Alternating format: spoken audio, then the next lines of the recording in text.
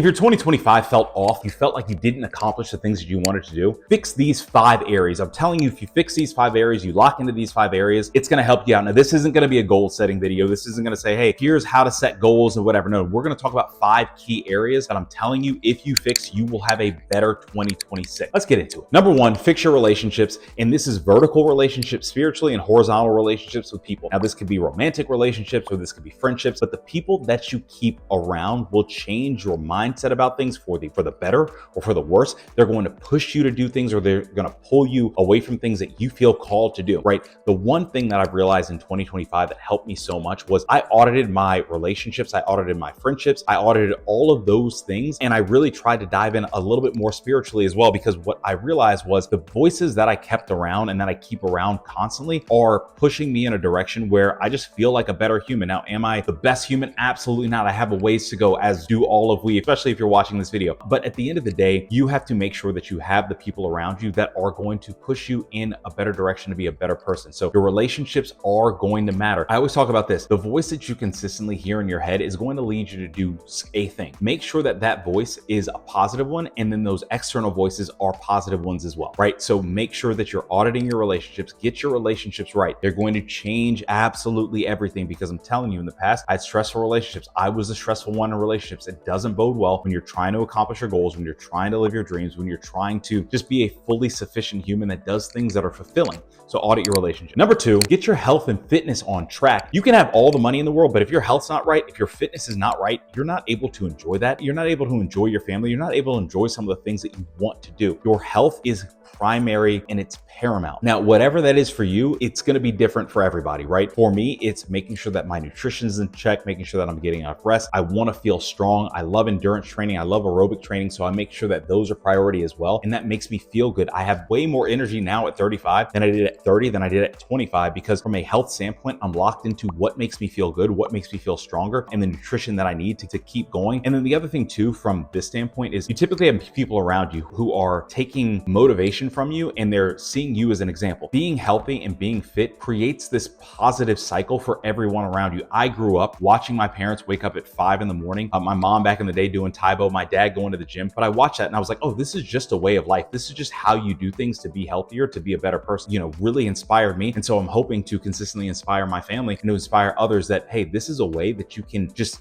have way more energy. And you know how it is. When you have more energy, everything else flows from that, and things are just that much more enjoyable. They seem easier. They seem lighter. You feel more confident. There's all of that. So again, make sure that you are locking into your health and fitness and getting that right. Number 3, get your finances in order, or just get them better, right? We don't always have to be perfect financially. Not all of us are just swimming in cash or anything like that, but it's important to have some sort of financial roadmap and some sort of financial plan for your life, because this frees up a lot of time and a lot of energy that can be gone to other places. Now, I talk about that from a point of experience when I used to run 413 Apparel. It was my apparel company where things were going well, revenue was going well, but I wasn't making a whole lot of income or a whole lot of money. And it was tough and it was stressful, because what I had to do was every time we had a launch, yes, the revenue was great, but all of that money was going back into the business. And for me, it didn't free up my mind. I always felt stressed, right? So if you are able to put a financial plan together where you're able to save a little bit, you're able to, invest a little bit, do some things that you know that you need to do, it frees up your mind. And I'm someone where I'm a very highly organized person. When there's a plan in place, even if that plan hasn't been walked through yet, I naturally feel more comfortable. I don't feel comfortable when there's not a plan in place. And so if you're able to financially plan, and even if from a financial standpoint, you're saying, hey, in 2026, what it's looking like is I might only save $500.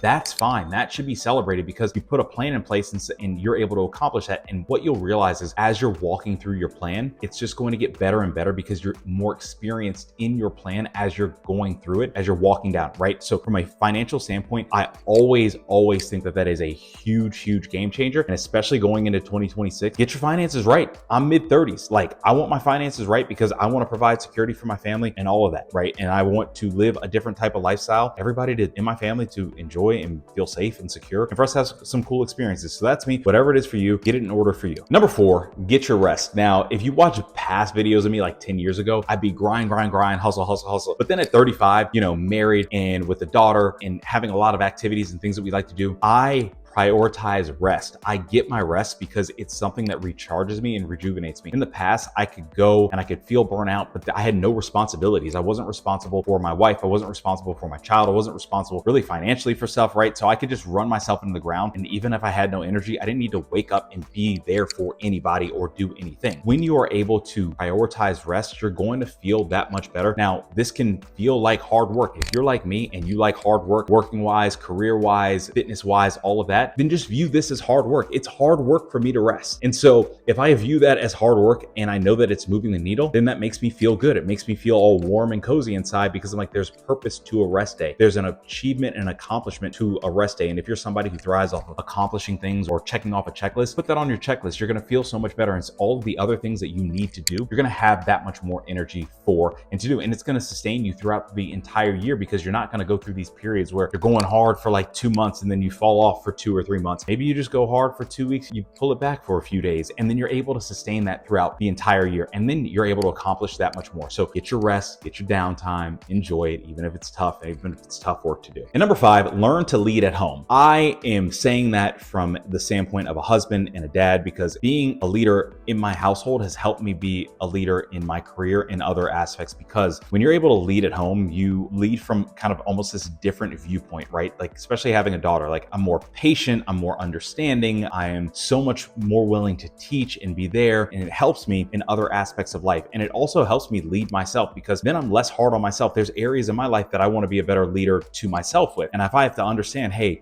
I'm new at this, I'm figuring things out, then I'm able to give myself a little bit more grace instead of being so much harder on myself. I'm able to do that at work with my coworkers that I help manage. All of these things help, but it stems from leadership at home. If you are a leader in your household and you might be watching this video and saying, hey, but there's nobody else at home, it's just me. Well, then the leadership at home is leading yourself and leading your surroundings, but being mindful that the actions that you take affect other people, even if you can't see the correlation immediately. I might not be able to see the correlation for how I lead other people at work immediately by how I lead at home, but over time, how I'm leading at home and the effort and the attention to detail and the emotion that I put into it is going to transfer in other places. And if I'm not doing it right here, I'm not going to do it right in other places because I might not care as much as emotionally deeply about those other things and people and everything as I do, my daughter and my wife, right? But how you lead at home is how you're going to lead everywhere else. I think that's just an interesting and cool thing, right? Because it gives you an opportunity to be better, to do better, to show people better by you being better and by you holding yourself accountable. So these 5 things are things that, especially in 2026, if you lock into, you're going to see your life flourish. You're going to see some really cool, amazing things